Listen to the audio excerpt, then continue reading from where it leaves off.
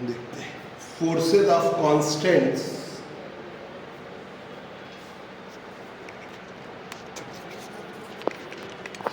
Camera जो है इसका स्टैंड भी थोड़ा देखो सही दिख रहा है। फोर्सेज ऑफ कांस्टेंट, तो पहले बच्चों बता दें आपको, सिस्टम ऑफ पार्टिकल्स से ये आपकी लास्ट क्लास में हमने कांस्टेंट्स बताया था।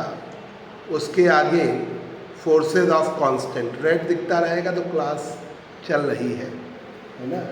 रेड हट जाएगा तो क्लास फिर चल रही है, ये देख लीजिएगा, है ना। देखिए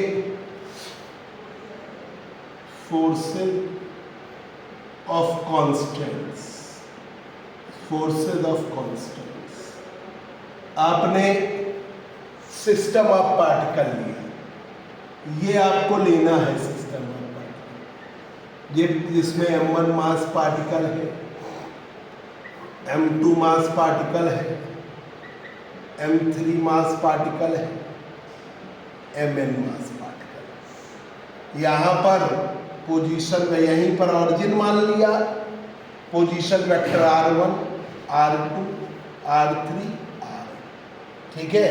ये अब आपने इस सिस्टम ऑफ पार्टिकल पर जैसे जो एक्सटर्नल फोर्स लगा, ठीक है, ये लगा एक्सटर्नल फोर्स, ठीक है, तो वो एक डिवीजन होगा। और पार्टिकल्स जब मूव करेगा तो हर कांस्टेंट के अकॉर्डिंग F1c एक फोर्स लगेगा, एक F2c फोर्स लगेगा, एक F3c फोर्स लगेगा और एक Fnc फोर्स लगेगा। इन्हें हम फोर्सेज ऑफ कांस्टेंट्स कहेंगे, ठीक है। तो जो रिस्ट्रिक्शन है, जो लिमिटेशंस हैं, वो मेंटेन फोर्सेज ऑफ कांस्टेंट्स के द्वारा होगी, ठीक है। तो देखिए लिमिटेशंस और रिस्ट्रिक्शंस, रिस्ट्रिक्शंस, रिस्ट्रिक्शंस, लिमिटेशन और restrictions,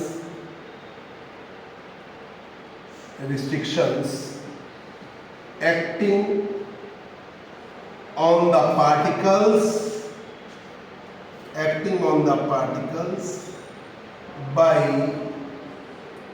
forces of constants।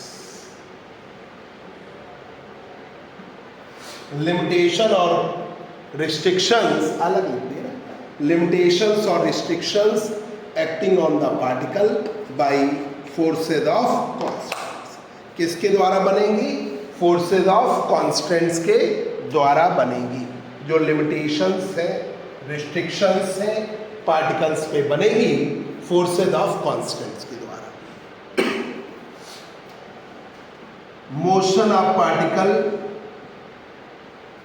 Particles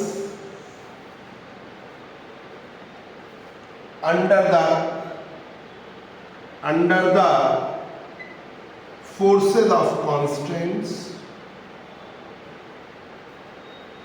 under the forces of constants, motion of particles under the forces of constants is known as, motion of particles under the forces of constants is known as constants motion, constant motion. मतलब forces of constants लग रहे हैं, उसके अंतर्गत जो motion है वो क्या कहलाएगा? Forces of constant.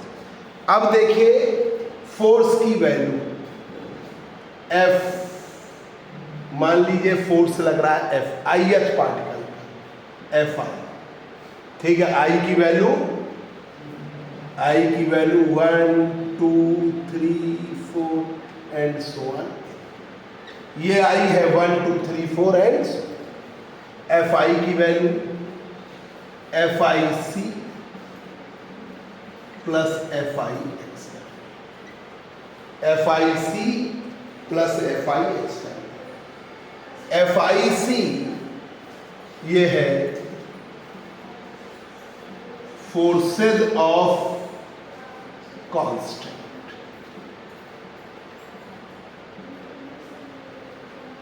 तो ये है फोर्सेज ऑफ कांस्टेंट। भाई कांस्टेंट बनेंगे कैसे, आपके मेंटेन कैसे हो, लिमिटेशन और रिस्ट्रिक्शन बनेगी कैसे। अभी एक दिन हम देख रहे थे, एक फिल्म थी साउथ इंडियन की, डैशिंग सीएम, तो वो आते ही उसने क्या किया कि लोग रॉन्ग साइड से जा रहे थे तो ट्रैफिक के रूल्स को इतना हार्ड, इतना महंगा लगा दिया। तो क्या हो गया कि जब वो कटेगा चालान, बहुत बड़ा चालान कटेगा, आदमी खुद ही फॉलो अप नहीं करेगा। ऐसे क्या होता है, चलो चालान काट, जो एक समय होता था निकले हेलमेट के चालान काटना है, काट देना, 200 रुपये का है, दे दे। पर अब वो 20-20, 25 हज़ार का पचरा सैलरी उतनी नहीं, उससे यही अपने आप में, अपने यूपी में भी बहुत बड़ा चालान का वैल्यू है।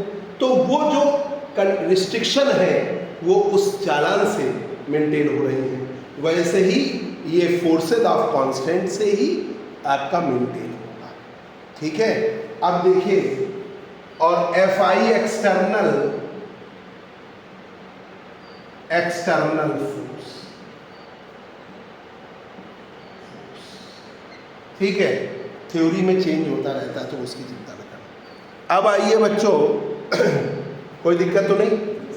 अब आइए बच्चों, degree of freedom, degree of freedom को जरा और बता दूं क्या है। जो आप पहले पढ़ते रहे वही है, बस थोड़ा सा हमको गौर लगाना है, कांस्टेंट की कंडीशन। तो देखिए, डिग्री ऑफ फ्रीडम आ रही क्लास में, ये देखो, degree of freedom. Degree of freedom क्या होता है, नंबर ऑफ इंडिपेंडेंट डायरेक्शंस, ठीक है, मतलब number of independent directions.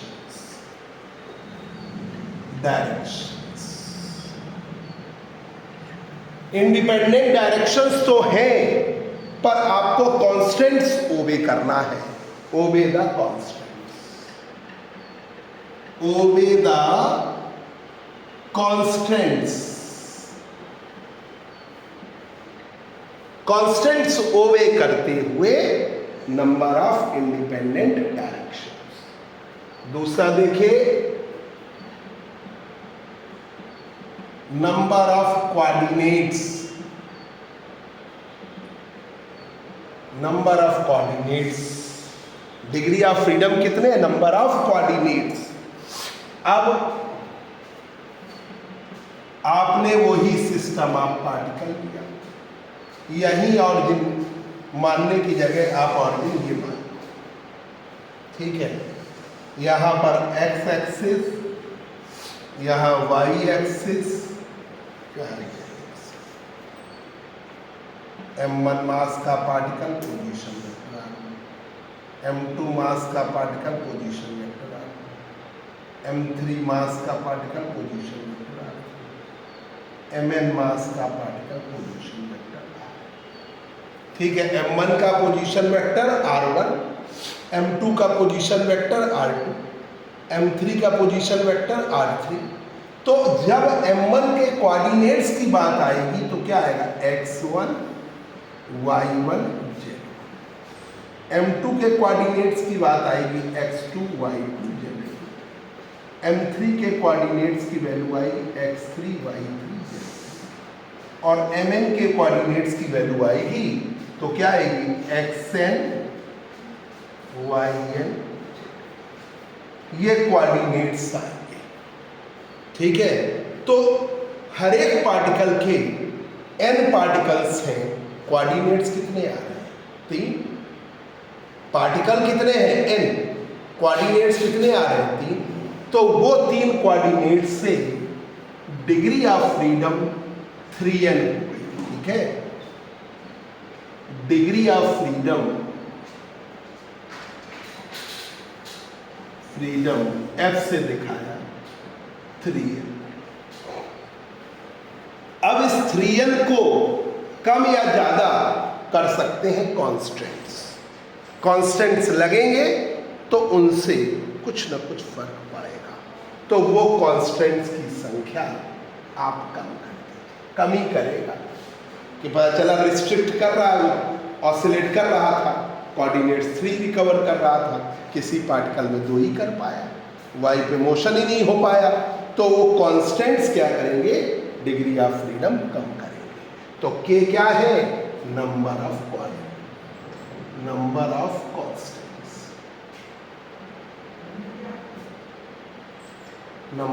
Constants. तो number of constant decreases the degree of freedom, number of the degree of freedom. ठीक है बच्चों, तो ये इस तरीके का फिगर बनेगा, उस फिगर की जगह ये ज्यादा अच्छा है।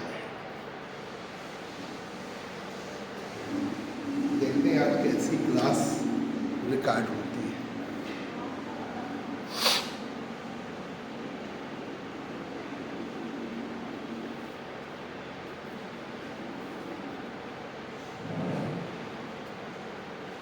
ठीक है, फिगर ये कर लो जल्दी से। अब देखिए जनरलाइज्ड कोऑर्डिनेट्स,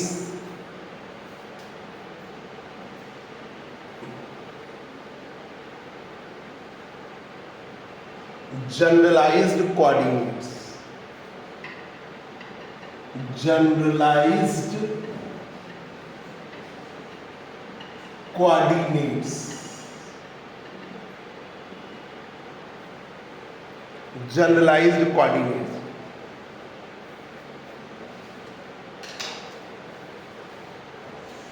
देखो minimum number of coordinates,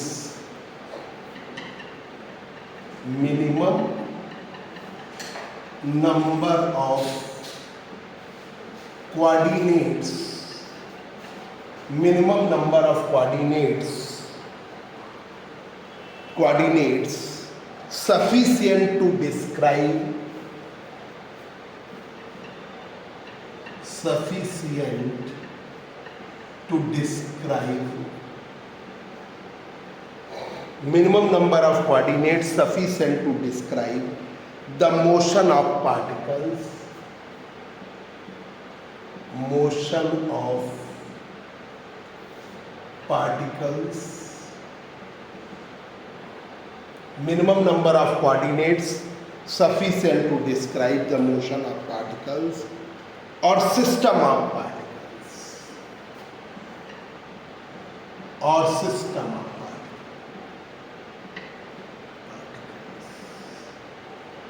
Minimum number of coordinates sufficient to describe the particles or system of particles are called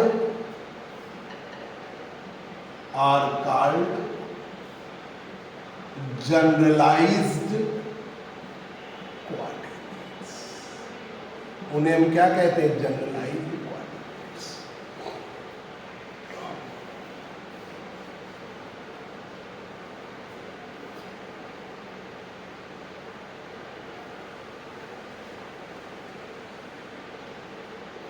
generalised coordinates हम दिखाते हैं, रिप्रेजेंट करते हैं, जनरलाइज्ड कोऑर्डिनेट्स। ये देखिए, ये सिस्टम ऑफ पार्टिकल्स था, x y z, observer,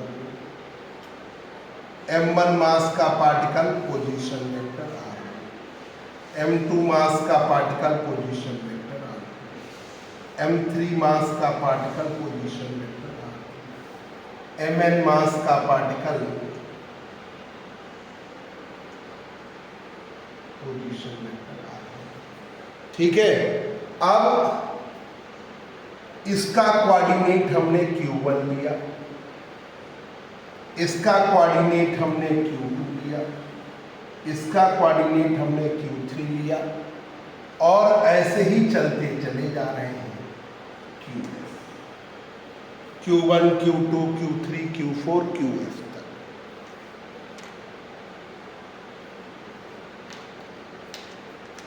F इसलिए लगा दीजिए, F डिग्री ऑफ फ्रीडम है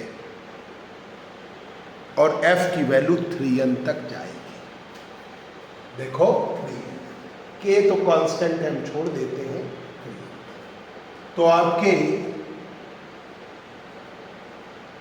generalised coordinates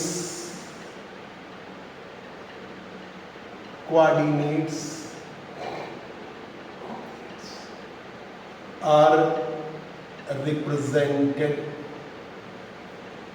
by Q1, Q2, Q3, Q4 and so on। ये सबको लेके चलेगा, कार्टेशियन कोऑर्डिनेट्स को भी, स्फेरिकल पोलर कोऑर्डिनेट्स को भी, और आपका सिलेंड्रिकल कोऑर्डिनेट्स सबको लेके चलेगा। F number of generalised coordinates है, F number of generalised coordinates, number of generalised coordinates और डिग्री ऑफ फ्रीडम।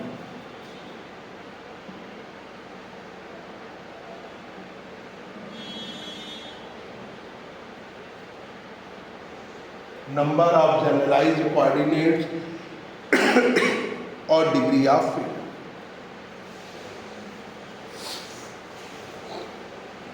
ठीक है, अब आइए बच्चों, ट्रांसफॉर्मेशन इक्वेशन दिखाई जाए। ठीक है, कल और क्लास रहेगी, फिर सैटरडे को रक्षाबंधन है, संडे को छुट्टी है, फिर मंडे को क्लास है। जब तक आपको क्लासेस यहाँ पे प्रॉपर ऑनलाइन ना चलने लगे तब तक आने लगो। जब हम सिस्टमेटिक ढंग से, अभी देखिए ना कि वहाँ सेटअप अलग था, यहाँ सेटअप में सेट करना, फिर अभी माइक की व्यवस्था भी अभी ठीक नहीं है, और मंगवाना पड़ेगा यूट्यूब वाला माइक, है ना, तो वो देखेंगे, कर देंगे, है ना। तुम्हारी लैब, अभी तो क्लासेस शुरू हो गई कॉलेज में, कितने बजे से है? 10-11 बजे शुरू हो गई कि नहीं? अभी शुरू होनी।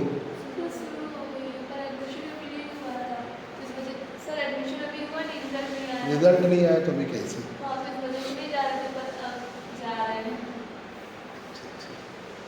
देखिए, अब देखिए इसकी ट्रांसफर, मतलब जनरलाइज्ड कोऑर्डिनेट्स को हम रिप्रेजेंट करते हैं Q1, Q2, Q3, Q4, QF तक। F number of generalised coordinates या डिग्री ऑफ फ्रीडम। अब देखिए फिगर ये बना लेंगे, transformation equation, transformation equation of generalised coordinates,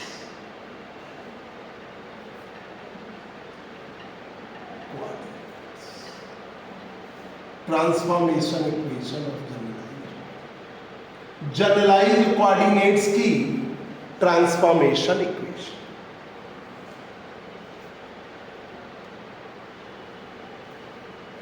इस सिस्टम के पास n पार्टिकल है, ठीक है, system containing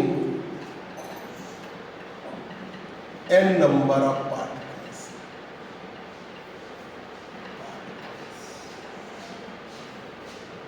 system containing capital N number of particle. अब आपने यहां पर देखो एक आयत पार्टिकल जिसका mass mi, coordinates xi, yi,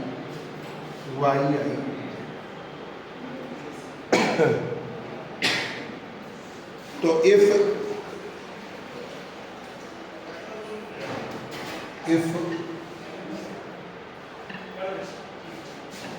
consider ith particle, if we consider ith particle whose coordinates are xi, yi, ith particle लिया जिसके कोऑर्डिनेट्स हैं xi, yi, zi। तो xi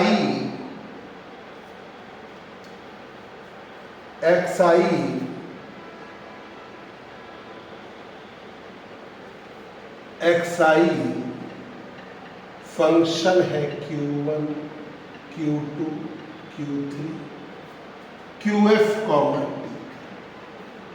ठीक है, qf common. yi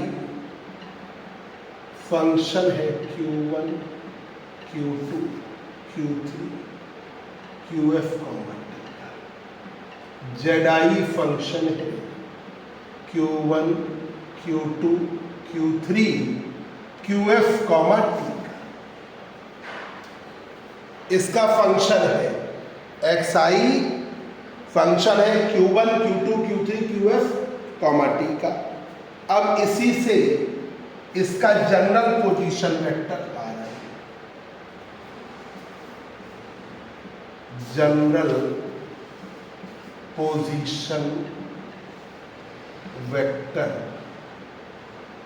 of vector ri of ith particle का general position vector ri। तो ri function हुआ किसका, q1, q2, q3 and so on, qf comma t का। जहां पर अब आपको क्लियर होना चाहिए कि i की वैल्यू 1, 2, 3, 4 सो ऑन n तक जाएगी और f की वैल्यू 1, 2, 3, 4 सो ऑन 3, क्योंकि कोऑर्डिनेट्स 3 टाइम्स होते हैं। तो f की वैल्यू 3n तक जाएगी और i की वैल्यू 1 से n तक जाएगी।